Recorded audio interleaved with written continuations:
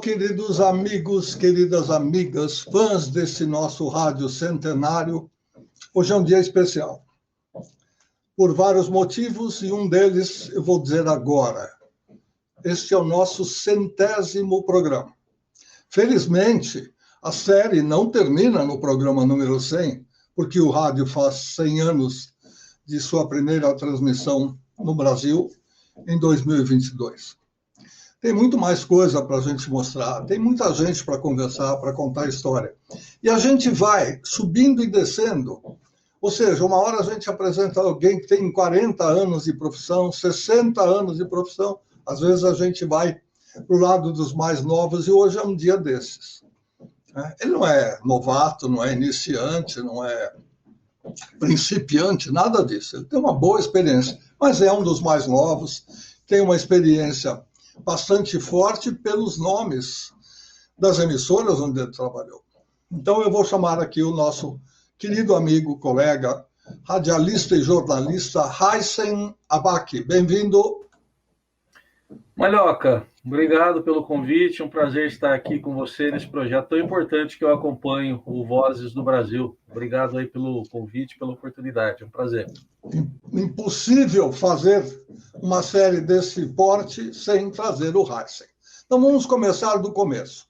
O nome Raíssen Abac não é um nome comum, todo mundo usou aí numa determinada época sobrenomes supostos, eram nomes eufônicos, de bom gosto, bom som.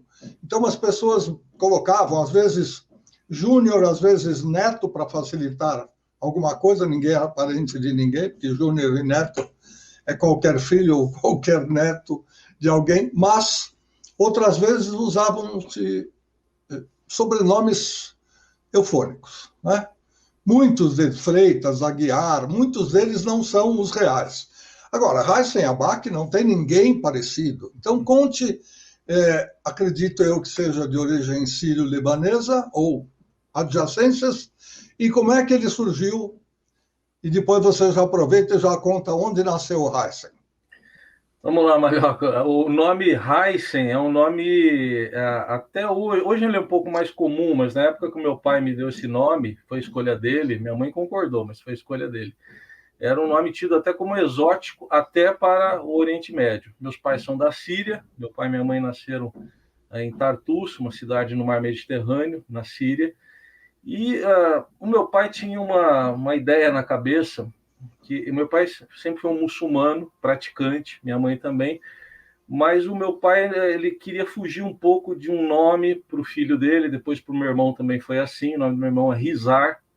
Ele quis fugir de nomes que associassem diretamente a uma religião. Então ele me explicou isso tempos depois, dizendo que alguns nomes diretamente eram associados ao islamismo, o próprio nome do meu pai, Mohammed, ou você pega um nome como Youssef, Ibrahim, associados ao cristianismo, ele quis fugir um pouco disso no nome dos filhos dele. Então, os próprios amigos do meu pai diziam, lá em 64, quando eu nasci, mas não é Hussein, não está errado esse nome. Meu pai falava, não, é esse mesmo, que segundo ele era o nome de um sábio, de um alquimista, de um califado onde hoje seria o Iraque.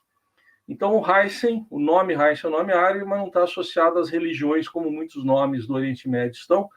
Só que o meu sobrenome, Malhoca, não é Abac, é Abdul Bac. Seria um A.Bac, como eu assinava matérias de jornal lá no começo da carreira. Só que no rádio, por uma questão sonora, virou uma coisa só, Abac. O detalhe é que o Abdul... Bac, o Abdul é sempre um nome composto, o que vem depois dele, é um sinônimo de Deus, do nome de Deus. Então, no meu caso específico, é Abdul, servo do imortal. Bac seria o imortal no árabe antigo, segundo a explicação do meu pai. Então, eu até brincava com ele, eu dizia, poxa, o senhor me fez fugir de um nome religioso, mas o sobrenome, que geralmente o Abdul entrega, né? O Abdul é muçulmano. Mas, enfim, a origem é essa. É um nome que é difícil, mas que quando a pessoa acostuma, fica fácil de pronunciar, imagino eu. Eu nasci em Mogi das Cruzes, né? Para onde meu pai veio, depois de vir da Síria para o Brasil em 1955, nasci em Mogi das Cruzes, aqui na região metropolitana, onde viveram os meus pais. Muito bom. A gente aprendeu mais alguma coisa. Aliás, eu aprendi bastante porque eu tinha uma ideia de que o seu nome era composto. Agora, essa história toda, pela primeira vez estou ouvindo e acho magnífico. Parabéns ao seu pai, que teve essa sensação de dizer: o meu rebento, o meu filho. Você é o mais velho, é o primogênito? Eu sou mais velho. Então, aí, já que eu vou perpetuar a minha imagem no meu filho, eu quero que seja. E aí ele fez toda uma digressão para chegar onde chegou. Isso. E hoje o filho é sucesso, sem dúvida nenhuma, com esse nome ainda aqui, montado para facilitar a eufonia, e perfeitamente, todo mundo reconhece, todo mundo sabe quem é o Heisen e o chama pelo nome sempre. Difícil alguém falar: Abaque, vem cá. Pelo menos eu estou acostumado sempre a ver as pessoas chamadas o Heisen de Heisen. Nasceu em São Paulo, cidade de Mogi das Cruzes, muito próxima da capital, e deve ter desenvolvido os seus primeiros estudos, os seus trabalhos por aí. Você morou durante muito tempo aí, ainda mora em Mogi? Ainda moro. Eu fico lá e cá um pouco, em São Paulo, tem a casa da minha filha também, mas continuo morando em Mogi e estudei aqui, me formei. Inclusive, Malhoca, esse é mais um detalhe, a minha primeira formação de pré-escola até o antigo primeiro grau foi numa escola cristã, católica, escola de freiras, onde meus pais também quiseram me colocar, porque eles tinham na cabeça uma ideia de que eu tinha que receber uma educação religiosa. Muita gente perguntava: mas por que uma escola católica para um filho de muçulmano? Meu pai falava: porque não tem uma escola islâmica na cidade. Então eu recebi um pouco da base das duas religiões, a cristã na escola, a islâmica em casa, e estudei em Mogi no Instituto Dona Placidina, depois na Escola Estadual Washington Luiz e, por fim, na Universidade de Mogi das Cruzes, onde eu fui professor também depois. Nós vamos chegar nessa parte do professor, que é muito importante, principalmente para as áreas em que você atuou. O garoto Heisen, que começou a ter uma certa vocação para escrever, acho que começou primeiro o jornalista, o redator, do que o locutor, quero crer. Pelo que eu sei, pelo que eu acompanhei da sua carreira. Quando é que você sentiu essa vontade de escrever, de colocar no papel e percebeu que você era bom fazendo isso? Com quantos anos? Bom, eu agradeço pelo era bom fazendo isso, mas eu tive um professor que me marcou muito, um Frei Crisóstomo, curiosamente, um holandês, viu, Malhoca? Um holandês que era professor de português no Instituto Dona Placidina. Então, com ele eu aprendi a conjugar verbos. Ele era, ao mesmo tempo, muito rigoroso, mas, ao mesmo tempo, muito carinhoso. E ele me incentivou muito a escrever. Ele gostava naquela época a gente falava composições, né? Escreve uma composição. E ele gostava das histórias, me incentivou muito. Acho que eu devo, em grande parte, a ele esse incentivo, e outros professores também. Realmente eu tinha mais facilidade para escrever do que para falar. O meu pai sempre foi um ouvinte de rádio, e à medida que eu fui passando a gostar de rádio e manifestando o desejo de um dia, quem sabe, trabalhar em rádio, meu pai falava assim: você é muito tímido, precisa vencer essa timidez primeiro. Enfim, eu comecei mesmo escrevendo, para depois, aos poucos, e perdendo a timidez, com muitos incentivos, pressões e cobranças do meu pai para que eu me expusesse mais nas minhas ideias. Essa coisa de ouvir rádio em casa, sempre partindo dos pais, até que a gente se dê por gente, é muito importante. Eu conheço muitos dos profissionais que sempre disseram, e mesmo quando eu dava aula, os alunos diziam: eu não gosto de acordar cedo, mas com a aula é às 7 horas, meu pai vai ouvindo, e aí falava do prefixo de uma determinada emissora, por causa do jornal A, do jornal B. Então, sempre as pessoas ligavam o rádio ao fato de terem que acordar cedo e saber das coisas que estavam acontecendo. Então, mais um ponto para o seu Mohamed. que e acertou e abriu uma pista. Depois o filho escolhe o que ele quer, mas já abriu uma pista. E quando é que você teve a primeira oportunidade para escrever profissionalmente? Jornal de bairro, na escola, o centro acadêmico, não importa, onde, quando? Não, eu comecei lá no jornal da faculdade, o UMC, Universidade de Mogi, jornal comunitário, mas ainda era na universidade. Agora, profissionalmente, esse ano eu estou completando 36 anos de profissão, foi no Jornal Diário de Mogi, pelas mãos de um professor meu da faculdade, o Nivaldo Marangoni, era meu professor de rádio e era gerente da antiga Rádio Marabá, que depois virou Rádio Diário de Mogi. Aí eu comecei a frequentar a rádio aos poucos, né, mais como um observador, né, ficava muito quieto, só observando, até que surgiu uma vaga no jornal e eu fiz o teste e fui aprovado. Eu era funcionário público, inclusive, nessa época, viu, Malhoca? Eu pedi exoneração, abandonei o funcionalismo público, trabalhava no Poder Judiciário, e aí passei a escrever no Jornal Diário de Mogi, em 1986, e a trabalhar na Rádio Diário no mesmo ano, há 36 anos quase. Como eu disse, é uma carreira já consolidada, mas nova, né? Não é aquele pessoal, ele não faz parte daquele grupo que já passou por aqui, que começou nos anos 60, nos anos 70, ele já começou bem mais para o fim do século XX e depois prosseguiu no século XXI, no qual estamos vivendo, e agora nós vamos saber as outras oportunidades que ele teve. O primeiro momento do rádio na sua vida, quando e onde surgiu? Foi na faculdade ou pouco depois disso? Bom, acho que eu tenho que voltar um pouquinho no tempo, porque a minha primeira lembrança, Malhoca, não é do rádio em português, é do rádio em árabe. Era assim que o meu pai ouvia. Notícias em árabe, num rádio de ondas curtas, que ele captava o noticiário em árabe no mundo inteiro. Então eu comecei a ouvir rádio em língua árabe. Aí, aos poucos, o meu pai já há mais tempo no Brasil, aí ele já passou a ouvir rádio em português também. E eu ouvia de tudo, porque meu pai era bem eclético, então eu ouvia desde jornalismo até comunicadores populares, ele ouvia de tudo. Mas você citou aí a história de acordar cedo, é um pouco do que acontecia comigo. Eu não precisava acordar cedo, porque eu estudava à tarde, mas o meu pai me obrigava a acordar cedo. Não sei se ele já estava projetando o meu futuro, que até hoje eu madrugo para trabalhar, mas ele me obrigava a acordar com o pulo do gato. Então eu acordava ouvindo o Zé Paulo. Minha lembrança assim do rádio em português é do gato miando, e eu chateado demais com aquele gato, já contei a história para o saudoso Zé Paulo, né? Falava para ele que a minha relação com ele não era de amor e ódio, era de ódio primeiro e o amor veio depois, né? Ainda antes de conhecê-lo já veio o amor, e quando eu o conheci mais ainda. Mas a minha relação com o Zé Paulo era de ódio e depois amor. E assim, o gato miando no meu ouvido é uma lembrança que eu guardo com muito carinho até hoje. Muita gente, tanto o miado do gato quanto o Vambora, Vambora, do Jornal da Manhã da Jovem Pan, foram marcas que ficaram na cabeça dos meus alunos, e eles sempre diziam isso.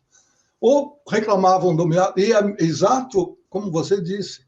Depois eles passaram a gostar, até porque a profissão deles viria a ser a mesma, jornalista ou radialista.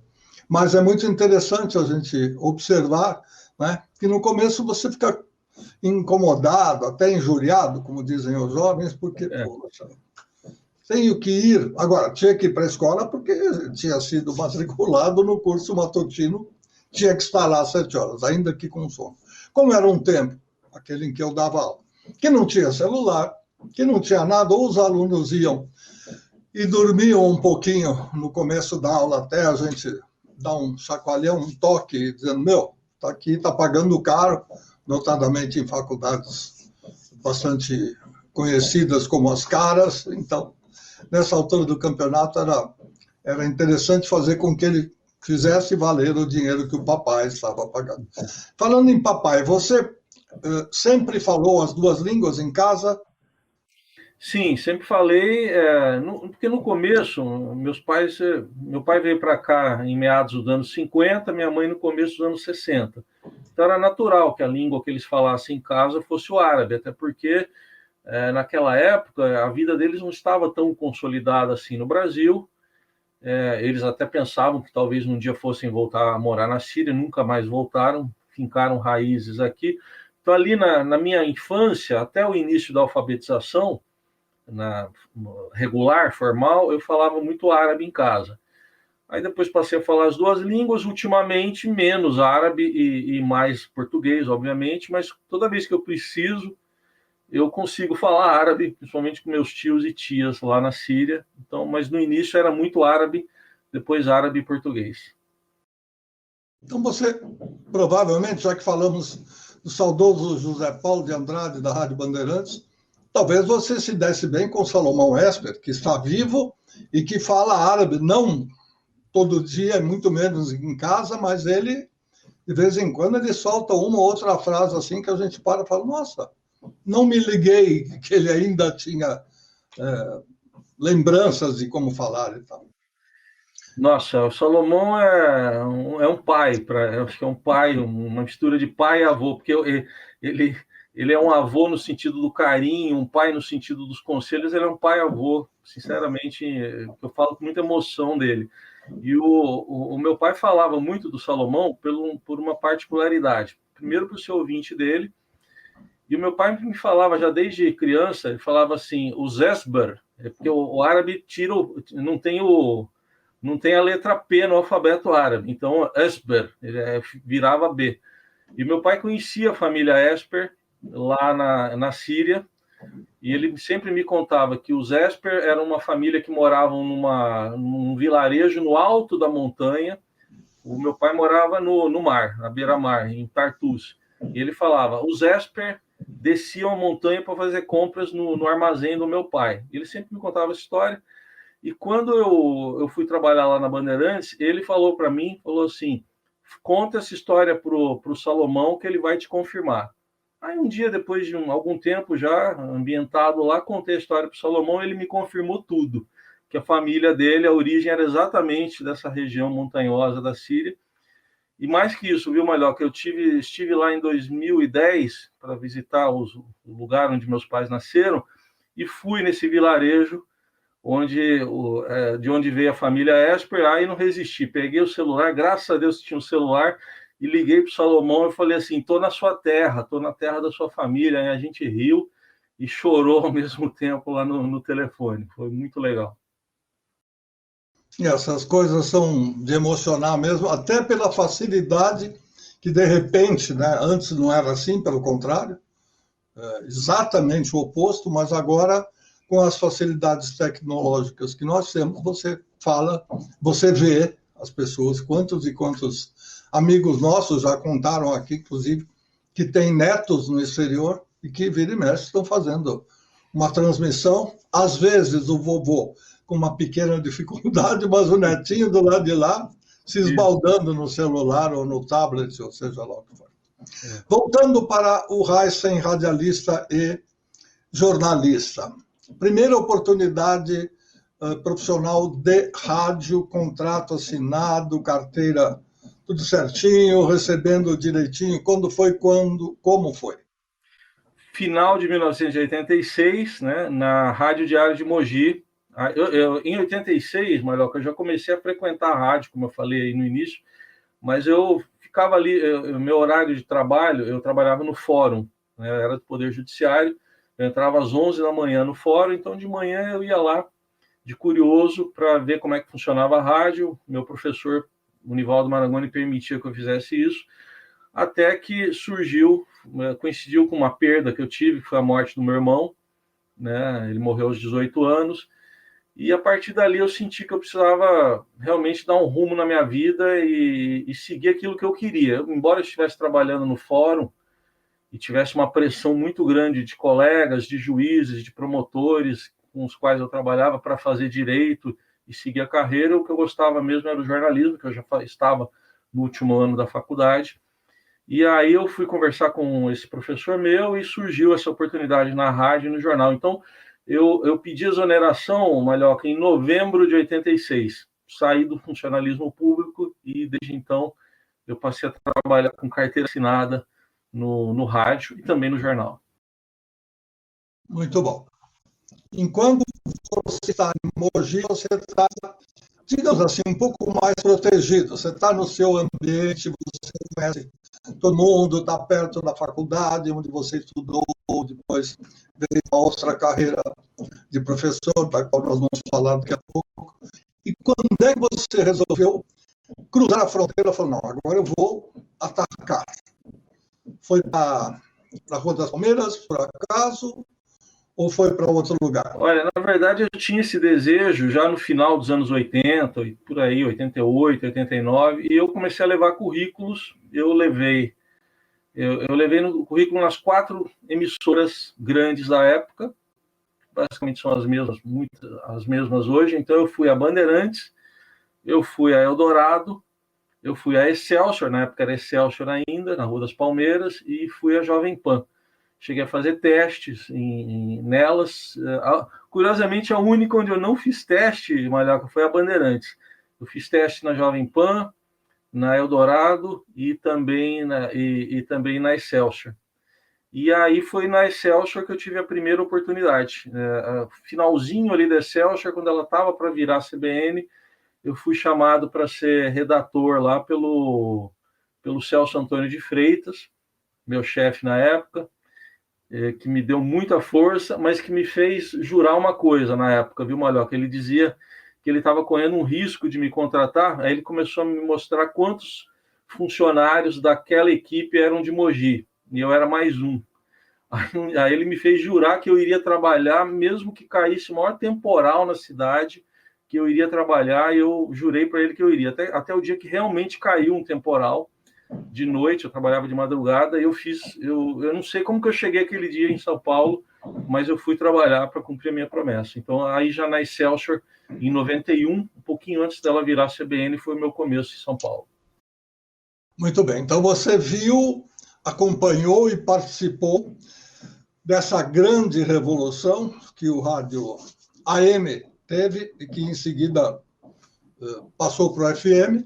Aliás, se você tiver oportunidade, ou se ainda não viu, assista ao programa de Heródoto Barbeiro, Sim. Vozes do Brasil, em que ele conta umas histórias sensacionais.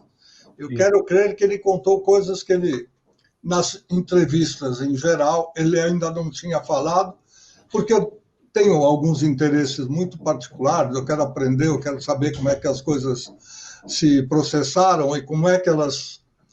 Eu quase estive de volta a Excelsior, eu tenho o meu começo de rádio na Excelsior, a máquina do som, mas depois disso o Zé Roberto Marinho me convidou para dirigir o FM, mas seria para fazer uma rádio um pouco mais voltada para música instrumental, mais jazz, mais soul music, etc. Uma ideia que ele tinha, nós discutimos, almoçamos durante um bom tempo conversando sobre isso, eu acabei dizendo a ele que eu não ia arriscar porque eu não acreditava que desse certo, e depois eles também concordaram com isso, depois de tentar Rádio X, Rádio, etc. Bom, de qualquer forma, você pega essa virada e se mantém até a hora em que a CBN vira uma rádio de AM e com reprodução no FM. Como é que você viu essa entrada? Porque a Excelsior FM ela tinha um outro tipo, ela passou por vários nomes, inclusive Rádio X, se eu não me engano. Isso. E aí chegou uma hora que não dava mais, vamos linkar uma na outra e acabou dando certo, e o que nós temos hoje é esse resultado. Como é que você viu essa virada lá dentro? Olha, foi muito interessante porque criou um burburinho mesmo entre nós. Muitos ali, havia uma divisão, né? Havia lá gente que não acreditava, será que vai dar certo, será que não vai dar certo? Eu sempre achei a ideia válida e ousada, né? Eu não tinha voz ali naquele momento para ser uma opinião de peso, mas eu sempre concordei desde o início. Né? Na época, inclusive, acompanhei o finalzinho da Rádio Globo FM, que depois virou a Rádio X, que você citou, com uma tentativa de popularização, levando comunicadores populares. O Eli foi para lá, por exemplo, Eli Corrêa. e depois acabou virando CBN, muito por insistência do Heródoto mesmo, que inclusive chegou a falar com gente do mercado publicitário para expor a ideia, eu lembro disso na época, e foi uma aposta que deu certo. No começo havia muita dúvida, porque a programação de uma era espelhada na outra, tinha até questões técnicas, né? Por exemplo, eu fazia o helicóptero, e quando eu ia entrar no FM tinha um delay muito maior, esse ajuste técnico acabou sendo feito depois, então foi muito importante. Eu acho que aí foi quase que um segundo nascimento da CBN, que já existia desde 1991. Importante a gente contar essas histórias, porque o ouvinte normal, comum de rádio, aquele que é interessado pelo rádio, genericamente falando, ele não sabe o que a gente passa atrás, né, do microfone ou dos bastidores para sanar problemas que são inerentes à tecnologia da época. Uhum. Então, como a onda do AM é diferente, porque é trabalhada em termos de amplitude, é a do mal comparado, só para as pessoas entenderem, as antenas do AM, das rádios AM, sempre ficaram na periferia de alguma cidade, em qualquer parte do Brasil você vê isso. Quando você está chegando numa cidade do interior, você começa a ver, às vezes, uma casinha pequenina e depois uma torre de sustentação, diferente de FM, que é um tubulão, e ela solta a imagem, o som, perdão, para cima, e aquilo vira um guarda-chuva e cobre uma determinada região. Já o FM, ao contrário, ele pode ficar no mesmo lugar onde está a emissora sendo produzida, sendo feita, sendo montada e colocada no ar, sobe por um cabo coaxial para um tubulão que fica no teto, no telhado, e aí ela solta a onda em vertical, ou melhor, em horizontal, mas é contínuo. Por isso que quando você entra no túnel, você não tem o som, às vezes, porque tem uma curva dentro do túnel e a onda não faz curva. Ela vai te acompanhando reto, na horizontal. Então, são essas pequenas coisas que a gente precisa esclarecer, porque, às vezes, o ouvinte comum está em casa, poxa, o cara não respondeu, o cara não entrou na hora, mas ele não sabe como sofrem alguns, tanto os do lado da operação, os nossos técnicos, operadores, como também os repórteres ou os apresentadores, etc, etc. Notadamente, quando você coloca um entrevistado e ele não responde, e ele não entra, e aí a gente sempre tem que falar que rádio ao vivo é isso, e é aquilo, etc, etc. É isso. Essas bobagens colocadas devidamente nos seus lugares. Vamos lá. CBN, quantos anos? Você é uma pessoa que gosta e tem não só paciência, tem gente que tem pavio curto e não aguenta, mas você fica bastante tempo em cada emissora, você passa por agruras, você passa por fases boas e ruins, mas fica firme lá. Quanto tempo de CBN? Olha, você descreveu bem, agruras, realmente passei por... É normal você passar em problemas em todas as emissoras, mas também eu sou grato a cada uma delas, né? Na CBN eu fiquei 7 anos, fiquei de 91 a 98, o que tem de curioso, que talvez tenha mudado a minha vida, foi que surgiu uma oportunidade primeiro na reportagem. Eu entrei como redator. Aí eu era redator e dava assistência para o Heródoto lá durante a produção do programa dele. Eu era redator durante a madrugada e quando começava o jornal da CBN, a partir das 6 da manhã, eu ficava no estúdio com ele. Aí acho que a gente foi se conhecendo melhor. Ele foi vendo que eu podia seguir outras funções, e aí surgiu uma oportunidade na reportagem. Aí ele me perguntou se eu queria, eu disse que sim, fui para a reportagem. Aí na reportagem, já ganhando um pouco mais de traquejo em São Paulo, né, andando na rua, o Heródoto me fez voar de helicóptero, que era uma coisa que eu não queria. Aí ele perguntou uma vez para mim, você tem medo? Eu falei, não, de voar não tenho, acho que não tenho, nunca voei. Mas eu tenho medo de não dar informação de trânsito, porque um cara, eu brincava com ele, eu falava, eu sou um caipira de Mogi que não andava de carro em São Paulo até outro dia. Eu só andava de carona com amigos ou com o lugar que tinha metrô, eu ia. E aí ele falou, não, vai se preparando que você vai fazer o helicóptero. E eu passei a fazer. No fim das contas, eu veio por 7 anos. Né? Aí pude conhecer um pouco mais a cidade vendo do alto. E aí foram surgindo também, Marioca, oportunidades, uma vez ou outra, de apresentação. Faltava alguém, me chamavam. Alguém ficava com a voz ruim, me chamavam. Até que em 96, uma colega nossa tirou licença por um período, a Roxane Ré, e eu fui fazer o horário dela à noite. E aí, logo depois disso, um outro colega nosso, o Carlos Fernando, resolveu seguir a carreira esportiva dele, brilhante também, está lá na Band até hoje. E aí me ofereceram um programa de fim de semana, aos sábados e domingos, na programação matutina da CBN. Bom, aí nisso, para encurtar a história, um belo dia o Marcelo Parada, né, foi nosso diretor lá na Bandeirantes, ele me ligou, descobri que ele era meu ouvinte no fim de semana, e aí começaram as conversas para eu ir para Bandeirantes, em 98. Muito bem, então ficou claro que você se transportou direto da CBN para a Bandeirantes, porque um ex-diretor da Eldorado, olha como são as coisas, hein? Ex-diretor da Eldorado que estava na Bandeirantes. Foi para a Bandeirantes, gostou. Aliás, o Parada tem uma vida intimamente ligada à Bandeirantes, porque o pai dele foi um dos grandes diretores. Na época áurea, a gente fala muito do Alexandre Kadunk, com justa razão.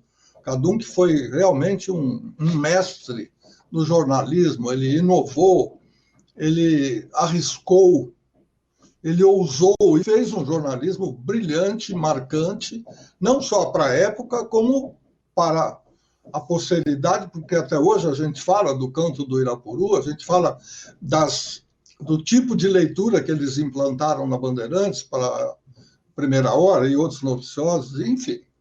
O Kadunk foi realmente um sujeito genial. Mas tinha o Clodoaldo José do outro lado, tinha o seu Parada do outro lado, que também tinha uma força danada. Então, é importante a gente lembrar que o Gonçalo Parada, que Clodoaldo José, que é pai de um conhecidíssimo apresentador de televisão, que poderia ter começado no rádio, mas foi para a televisão e é o segundo homem, acho que ainda é um dos titulares da Rede Globo de televisão. E aí, voltando aí, Marcelo Parada, filho de um ex-diretor da Bandeirantes, que estava na Eldorado por algum outro motivo como diretor, vai para a Bandeirantes e aí acontece de chamar o Heisen. Aí o Heisen começa uma nova carreira. Quantos anos durou e o que é que você fez na Bandeirantes? Vá com calma que nós temos tempo para contar. Muito bem. Bom, a Bandeirantes eu estive lá em 90, eu fui para lá no final de 1998 e eu tenho um grande agradecimento ao fazer a Parada. Eu já fiz a ele pessoalmente, mas publicamente eu tenho que fazer também, porque foi num momento, Malhoca, de uma transição que a pessoa para pensar o que vai fazer da vida. A minha filha estava para nascer. E bem nessa hora surgiu essa oportunidade. Eu confesso que eu fiquei muito em dúvida, porque eu falei, poxa, mas a minha filha está para nascer. Será que é hora? Né? Enfim, eu estava com todo o encaminhamento envolvendo plano de saúde, nascimento dela, e o Parada chegou para mim e perguntou simplesmente assim, era novembro, começo de novembro, ele perguntou para mim, quando a sua filha vai nascer? Eu falei, olha, previsão é até 10 de dezembro. Aí ele me contratou e falou, você fica em casa até a sua filha nascer. Quando a sua filha nascer, você me liga.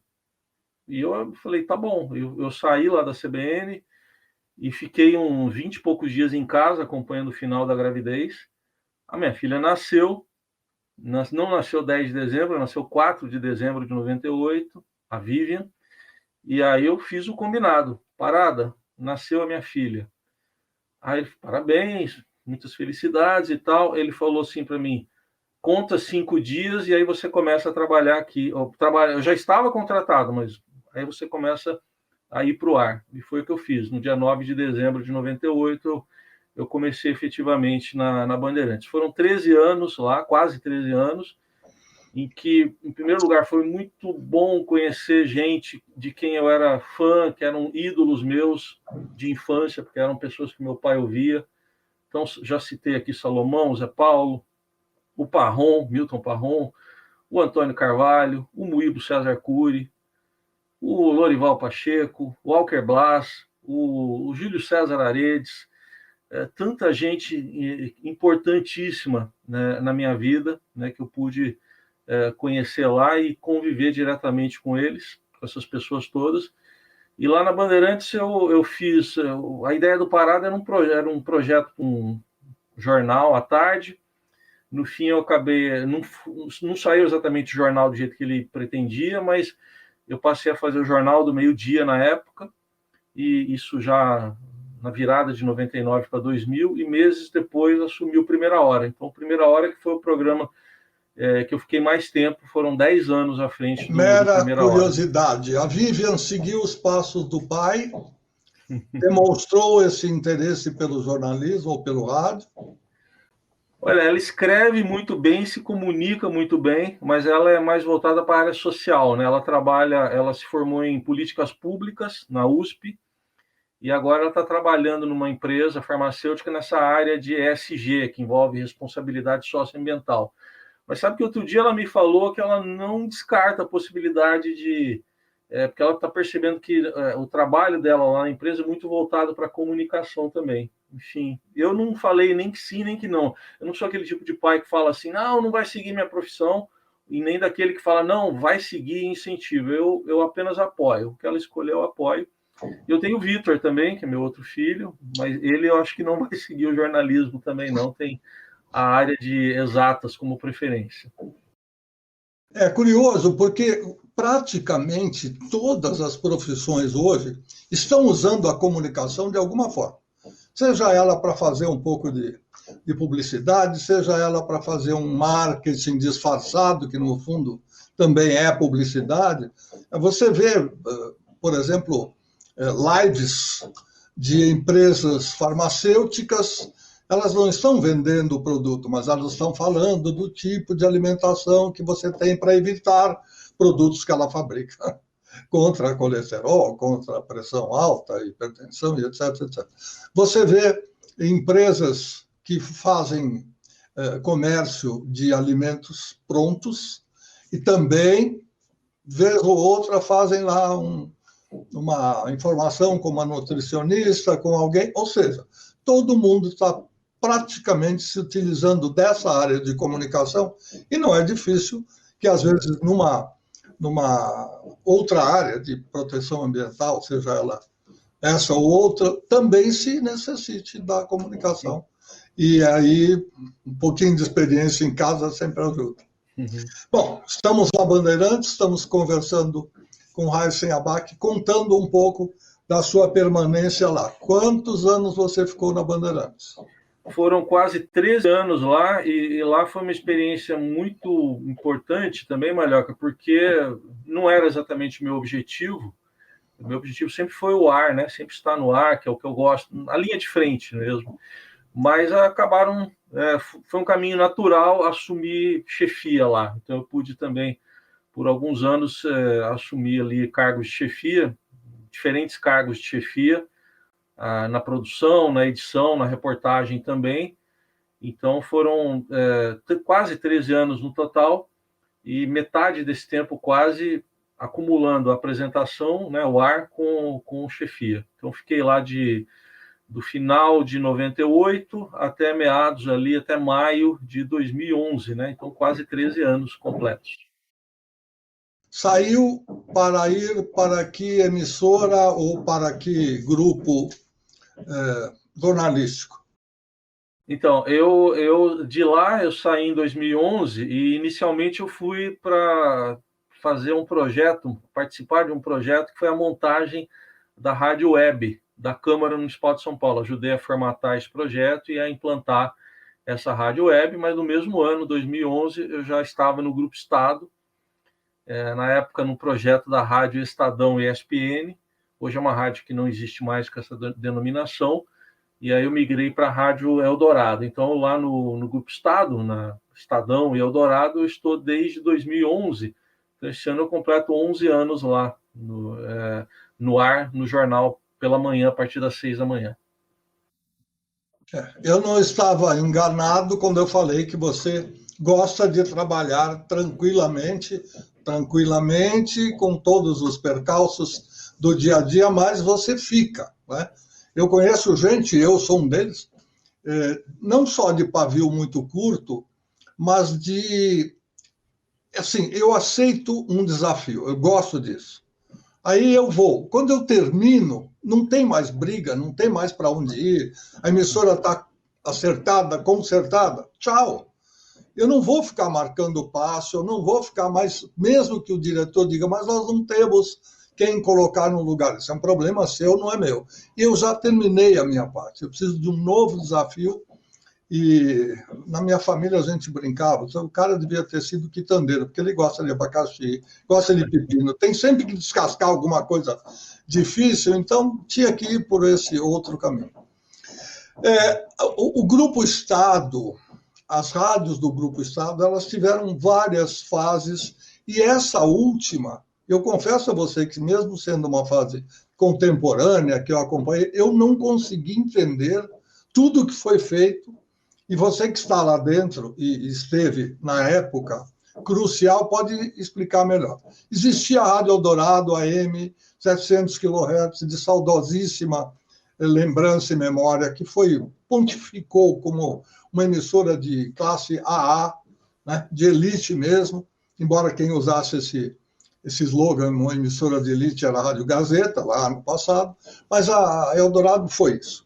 Se você trabalhar com a pirâmide social, em que a base é sustentada pelo povo, pela massa, pelo volume, e você vai subindo nas classes sociais que vão rareando, quando você chegar lá em cima, era a Rádio Eldorado. Já disse aqui uma vez, vou repetir, pouquíssimas rádios se deram ao luxo de ter Diamantes Antuérpia como anunciante. Não importa se o dono dos Diamantes gostava da empresa, gostava da rádio, ouvia a rádio, ele era anunciante, e não é comum você ter um tipo de anunciante desse porte, mas ele anunciava para pessoas de alto nível que ouviam a Rádio Eldorado daquele tempo. Major Quedinho, aquelas coisas todas. Aí veio o FM, veio o Eldorado FM, que teve também uma marca bastante interessante.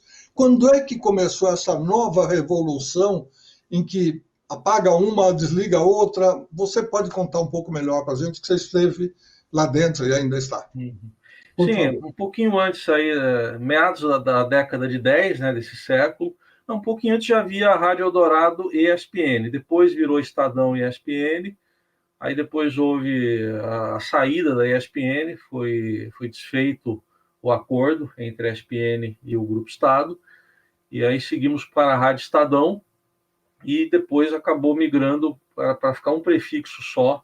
O Grupo Estado decidiu, pelo que foi comunicado internamente, concentrar os seus esforços num prefixo só, e que é a Rádio Eldorado. E essa questão que você falou do público é interessante, porque eu não citei lá no início, quando eu trabalhava na CBN, significava trabalhar também na Rádio Globo, que eram duas rádios ali, irmãs, que ficavam no mesmo prédio. A gente trabalhava na Rádio Globo também, que era ali para um público bem mais popular. E eu acho que Eldorado, Malhoca, passou sim por uma transformação, ela segue ainda tendo muita predominância de público, um público chamado de público qualificado. A gente percebe pelos próprios ouvintes a forma como eles interagem com a gente, mas até por uma história pessoal minha, não querendo trazer para mim, não é isso, mas eu acho que é uma história que reflete um pouco essa mudança, porque eu citei lá no começo que eu levava currículo para tudo que era lugar. Eu cheguei a fazer teste na antiga Rádio Eldorado em 1990, fiz um teste de reportagem. E aí fiquei uma semana lá e passou o tempo, um diretor me chamou e falou assim para mim, olha, eu gostei de você, mas eu queria te dar um toque. Você tem uma linguagem muito coloquial e a sua linguagem é muito descontraída, muito coloquial, e aqui a Rádio Eldorado é muito formal. O formato dela é esse, mais sisudo e tal. E ele até brincou, me tratou super bem, mas me falou, olha, você, acho que numa Rádio Globo, numa Rádio Bandeirantes, você pode se dar bem. Eu fiquei um pouco decepcionado, confesso, na época. E quando eu fui chamado em 2011 para trabalhar na Rádio Eldorado, a primeira coisa que eu perguntei, eu falei assim, o que vocês querem de mim? A gente quer essa sua linguagem coloquial. Para você ver como o mundo dá voltas, né? E como as emissoras também mudam. Então, a coloquialidade foi meu problema em 1990, sendo que em 2011 foi o que, pelo que me consta, acabou me levando para lá. Sem querer defender o diretor que deu o toque, eu acho importante, às vezes, Sim. porque a gente está numa posição, quando eu vou falar pelas fases em que eu passei na vida, eu estive diretor algumas vezes. E acontece de tudo, desde o rapazinho que chega e fala, eu queria tanto falar na rádio, eu queria tanto participar. Eu falo, tudo bem, você quer que eu mande embora quem? O A, o B, o C? Não, não. Eu falei, então, não dá para a gente, cada pessoa que vem fazer teste, a gente acrescentar, porque você tem uma folha de pagamento, você tem determinadas posições, você não é assim, não é fácil. Mas a posição da gente é desagradável. Você tem que falar a verdade, você tem que abrir o jogo com a pessoa, e nesse caso eu acho que foi bem, porque tanto o fato de te desagradar no começo foi o que te deu suporte para dizer, tá vendo? Então, eu não estava certo naquele tempo, mas hoje eu estou enquadrado e é por aqui que eu vou. Muito legal. Uma lembrança que eu também não conheço muito bem, essa chamada joint venture. A ESPN era uma emissora do grupo Disney, né? Ainda é, e estava ligada a Eldorado para dizer, vamos dizer assim, para fazer aquele suporte esportivo que a Eldorado não tinha prática, então vamos juntar as duas emissoras. A ESPN não tem emissora de rádio, quando muito tinha a Rádio Disney FM, que era musical, que não tinha nada a ver, tinha apenas um boletim, acho que 3 vezes por dia, se eu não me engano, e só.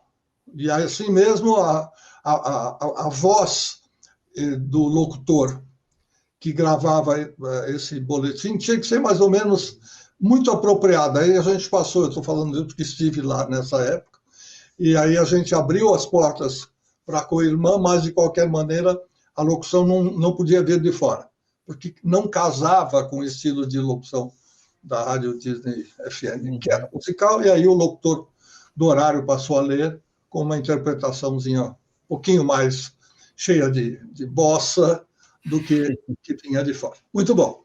Esse período foi bom enquanto durou, quero crer, mas terminou porque o contrato terminou ou porque alguma coisa não deu certo. Chegou-se à conclusão que as duas cabeças diretivas não se coadunavam.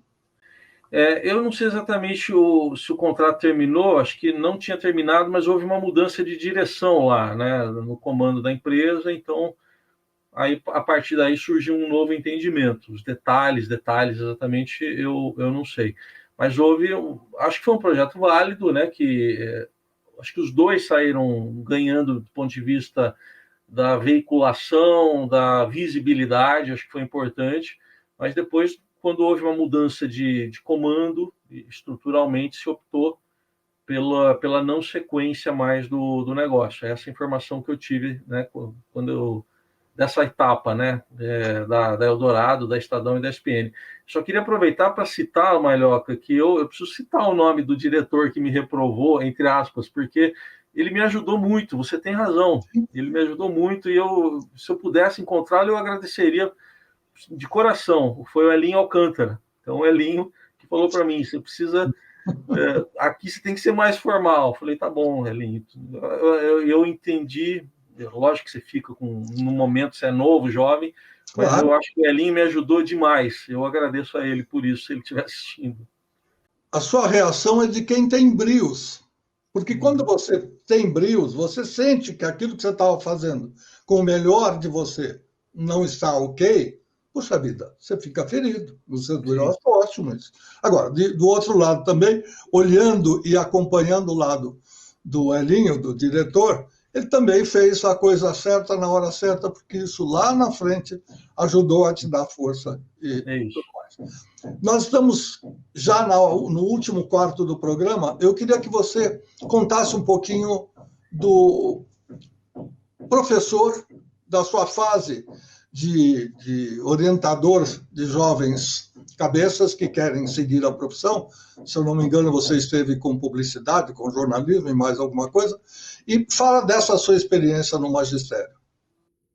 Bom, eu estive com jornalismo, publicidade, rádio e TV, e também até no curso de administração, dando algumas aulas voltadas para a comunicação em duas universidades, na Universidade Brás Cubas e na Universidade Mogi das Cruzes. Essa última foi onde eu me formei. Eu pretendia, assim, até ter uma carreira acadêmica, mas começou praticamente por acaso, porque na época, em 94, o meu chefe, então chefe na CBN, era o Celso Antônio de Freitas. Ele dava aula na Brás Cubas, só que ele iria concentrar as atividades dele numa outra universidade, e me chamou e falou assim: poxa, eu acho que você já me falou que iria ser professor um dia, e eu acho que pode surgir uma oportunidade na Brás Cubas. Eu falei, legal e tal, eu vou me preparar para isso. Ele falou, não, eu já te indiquei lá. Ele me falou, já indiquei o seu nome. Aí me chamaram para uma conversa, e no fim das contas eu comecei dando aula em 94 na Brás Cubas. Lá eu acabei trabalhando com um ex-professor meu da outra universidade, que aí ele saiu da Brás Cubas e foi dirigir a universidade onde eu me formei, e me chamou para trabalhar lá também. Então fiquei por um período nas duas, e no total foram 21 anos, quase 21 anos, lecionando nas duas universidades.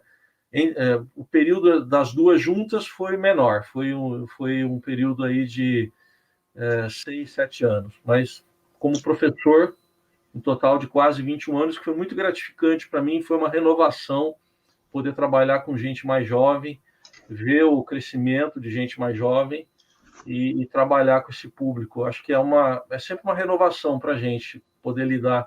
É um desafio também, né, Malhoca? Você sabe bem, porque você foi um grande professor. E é um professor ainda. Eu acho que não tem ex-professor. Eu me encontro nas ruas com o pessoal me chama de professor. Então, o professor não tem ex, eu acho. Eu também acho. Eu me descobri, como eu contei lá no Facebook, nas 3 linhas que eles permitem, quem é você, eu contei lá, me descobri professor no meio do caminho, porque não fui eu que decidi ser professor, foi o diretor da faculdade que me chamou para dar aula para os meus colegas, porque eles disseram que eu conhecia som e sonoplastia com certa facilidade, eu gostava e tal, e aí não tinha um operador de som com nível universitário que pudesse dar aulas na faculdade. E não se pode dar aula em faculdade se não tiver um nível universitário.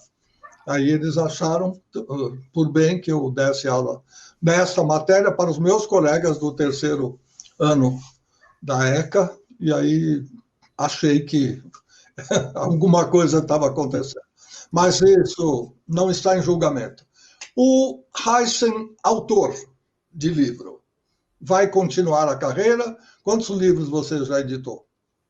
Bom, eu tive um livro de poesias lá na adolescência, quase, que foi mais um projeto até dos meus pais, quando eles viram que eu escrevia poemas, que eu publiquei, mas foi uma coisa bem artesanal, feito numa gráfica em Mogi mesmo.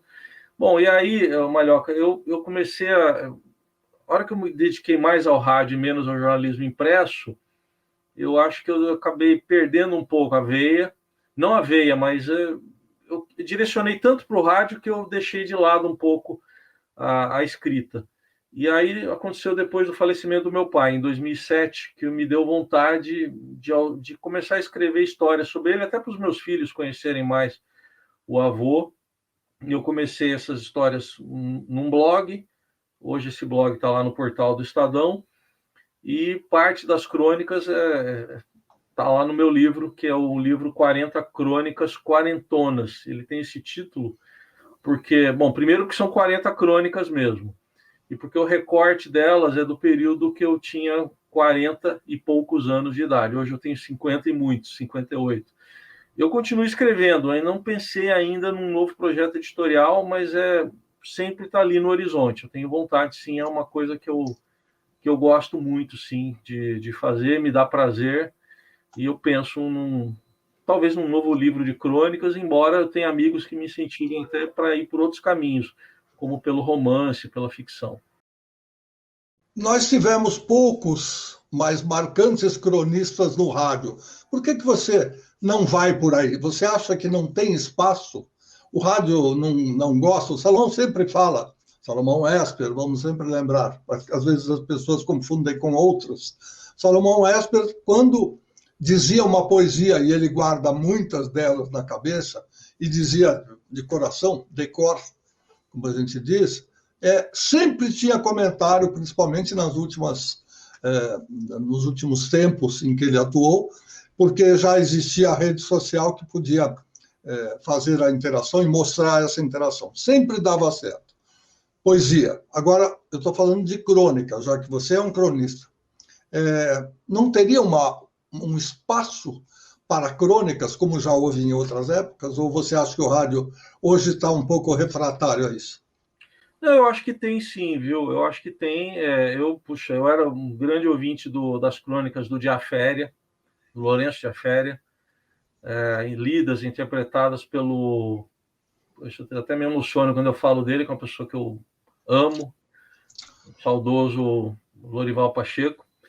E lá na Eldorado nós temos as crônicas do Antônio Penteado Mendonça também, né, que ele veicula diariamente na rádio. Eu acho que sim, que tem espaço. Eu, de uma certa forma, eu acabo fazendo crônicas, não diretamente no formato crônica, mas em forma de comentários, né? Muitas vezes eu conto histórias, às vezes não é sempre que a gente tem essa oportunidade no hard news, né? No momento de noticiário pesado, de política, de economia, mas eu sempre procuro encaixar, quando possível, uma história que tenha mais a ver com crônica, mas ali na conversa mesmo. No formato, a gente tem o Penteado, e eu acho que sim, eu gostaria de ouvir mais crônicas no rádio, viu, Malhoca? Muito bem. Onde está, em que horário pode ser ouvido Raíssen Abac nos dias de hoje? Bom, estamos lá na Rádio Eldorado, das 6 às 9h30 da manhã, com o Jornal Eldorado. Estou ao lado da Carolina Ercolim, minha colega na apresentação, foi colega também de Bandeirantes também. Sim. E aí depois nós temos um jornal, esse jornal tem 3h30, um pouco mais extenso, mais analítico também, com noticiário. E aí depois nós temos um jornal mais curto no início da tarde, a partir da 1h da tarde, que é o Eldorado Expresso, e que depois ele também vira um podcast, né? Esse é um jornal mais curto, só de notícias rápidas, que tem duração de 20 minutos. A frequência, por favor, porque com tantas mudanças, eu sei que hoje é mais fácil você sintonizar até pela internet, mas vamos à frequência para valorizar o nosso rádio. Vamos lá, então a gente tem para Grande São Paulo, 107,3, né? 107,3 da Eldorado. Tem o nosso aplicativo, que também está renovado, está bem interativo lá. Tem o nosso site também, o radioeldorado.com.br. Essas 3 opções. O jornal também, toda vez que a gente abre o jornal, já tem um link lá no portal do Estadão, que é o estadão.com.br. Sim. Como tudo que é bom na vida, a gente tem o tempo final. Eu quero agradecer a sua participação, gostei muito. Quero dizer a você, vou até dedicar o programa número 100 a uma das suas maiores fãs. Você tem várias, eu conheço vários e várias, mas tem uma delas que, se pudesse, estaria trabalhando em rádio, um pouco porque é fã do seu trabalho e ela gostaria muito de saber que nós lembramos dela. Chama-se Palma Polese, é uma querida amiga, ela é ligada em rádio há muito tempo, Ela nasceu com rádio e praticamente não se desliga do rádio. Uma pena que não seguiu carreira, porque ela seria uma excelente profissional. Sim. Aliás, ainda está em tempo. Então, estou dedicando essa nossa conversa, esse programa de hoje, que é o programa número 100 do Voz do Brasil, a uma elídima representante de ouvinte de rádio. Obrigado, Heisen, e até breve, quando a gente vai se encontrar em algum momento da vida. Só quero dizer que eu assino embaixo da dedicatória. Quando você começou a falar, eu já sabia que você ia falar da Palma, tinha certeza. E te agradeço, Malhoca, porque toda conversa com você, por mais demorada que seja, ela é tão boa que passa rápido demais. Obrigado, viu? Bom, eu espero que os nossos apreciadores, ouvintes do podcast e também os que nos acompanham nas nossas redes sociais achem o mesmo. Até breve. Obrigado. Tchau. Obrigado. Esse foi Heisen Abac, escritor, professor universitário, radialista, jornalista, locutor, apresentador de rádios jornais, que deu bastante contribuição e contou boas histórias interessantes para que a gente aprenda um pouco mais sobre esse rádio centenário. Repetindo, este é o programa número 100 da série Vozes do Brasil, mas nós não paramos aqui. Semana que vem tem mais. Até lá.